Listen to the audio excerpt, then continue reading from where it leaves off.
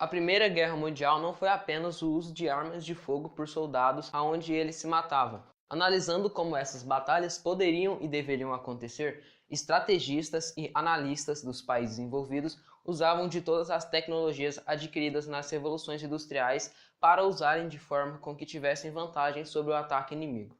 Isto era feito de diversas formas, como reconhecimento, emboscadas, incapacitação de soldados inimigos em massa, flanqueamento e etc. Esse tipo de coisa já foi visto antes, em Roma, por exemplo. Porém, desta vez, os estrategistas dispunham de milhares de opções de invasões ou defesa. Isto veio por conta das inovações tecnológicas. Esse grande conflito ficou caracterizado por três grandes etapas. A primeira fase deste grande conflito correu de agosto a novembro de 1914. Foi caracterizada por conflitos em movimento, onde os exércitos se atacavam pela conquista de territórios, avançando por suas fronteiras. A Alemanha executou uma versão modificada do Plano Schlieffen, que tinha como objetivo atacar a França através da Bélgica antes de virar para o sul para cercar o exército francês. Enquanto isso, a França planejava conquistar a Alsácia-Lorena, que fazia parte do território germânico, iniciando assim a ofensiva. Para a defesa do lado da Entente, a frente estava ocupada por exércitos dos países aliados, com cada nação defendendo uma parte da frente. Da costa ao norte, as forças primárias vieram da Bélgica, da França e do Reino Unido. Chefes militares davam uma grande importância à utilização da infantaria em ataques com baioneta apoiados pela cavalaria e peças móveis de artilharia. Porém, essas táticas foram postas em xeque depois dos exércitos terem sofrido grandes perdas, além de um grande investimento para manter esses ataques, o que levou à segunda fase da guerra. Após a Batalha de Marne, em setembro de 1914, os alemães mudaram de tática e passaram a cavar trincheiras, visando ficar onde estariam preparando um avanço posterior. Os membros da Tríplice Entente rapidamente perceberam que não conseguiriam ultrapassar essa linha e começaram também a cavar trincheiras. Como os alemães foram os primeiros a usar essa tática, puderam escolher os melhores locais para fazerem trincheiras, obrigando os franceses e ingleses a viverem em piores condições. Essas trincheiras tinham poucas centenas de metros de distância entre si, por isso foram um palco de carnificina. As trincheiras eram extremamente precárias, levando os soldados a viverem num verdadeiro inferno. Submetidos a diversas doenças e ataques inimigos, eles ficavam meses dentro de buracos não tão extensos em condições horríveis, sendo que caso algum soldado ficasse incapacitado, ele só seria levado para o acampamento à noite.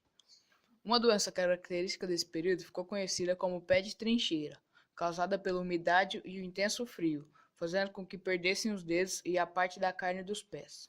A Terra de Ninguém foi o termo usado pelos soldados para descrever o terreno entre duas trincheiras inimigas. Era juntamente com as trincheiras território para ratos e doenças. Era muito difícil atravessá-la, pois os soldados não só tinham que evitar as metralhadoras e explosões, como tinham que ultrapassar as inúmeras barreiras de arame farpado, os detritos de material destruído ou abandonado, e as crateras cheias de água e lama provocados pelas bombas. A guerra química e a utilização de aviões também foi o grande destaque durante esse período, sendo que inicialmente os aviões eram utilizados principalmente em missões de reconhecimento. Os tanques de guerra também foram muito utilizados para o apoio armado de ações da infantaria. Era um veículo blindado e muito pesado que dificultava sua locomoção. A camuflagem era fundamental para que os francos atiradores não fossem descobertos, principalmente em missões de inteligência e reconhecimento. A camuflagem foi usada em tanques de guerra e em abrigos de infantaria para que não fossem descobertos pelas tropas inimigas. Em 1917, ocorre a Revolução Russa, fazendo com que o país saísse do campo de batalha. No mesmo ano, os Estados Unidos resolvem entrar ao lado das potências da Entente. Após ataques submarinos alemães, a Marinha Mercante dos Estados Unidos, apoiando então os europeus que compravam mercadorias das indústrias norte-americanas. Com esses acontecimentos, entramos então na terceira fase, constituídas pelas ofensivas de 1918. A Entente volta a ter iniciativa ofensiva, e após muitas baixas, fizeram com que os alemães saíssem do território francês. A Alemanha prossegue então com ataques submarinos e com sucesso, até certo ponto. Com a chegada dos Estados Unidos da América, a Entente resolve adotar uma posição de estratégia diferente, onde atacariam incessantemente para que os alemães ficassem incapacitados, porém tiveram muitas baixas para ambos os lados. No final de 1918, a Alemanha não tinha mais possibilidade de vencer a guerra, e a população alemã forçou o imperador Guilherme II a abdicar o trono. Mais tarde, foi instalada a República na Alemanha e decretada sua derrota militar, levando ao fim da Primeira Guerra Mundial.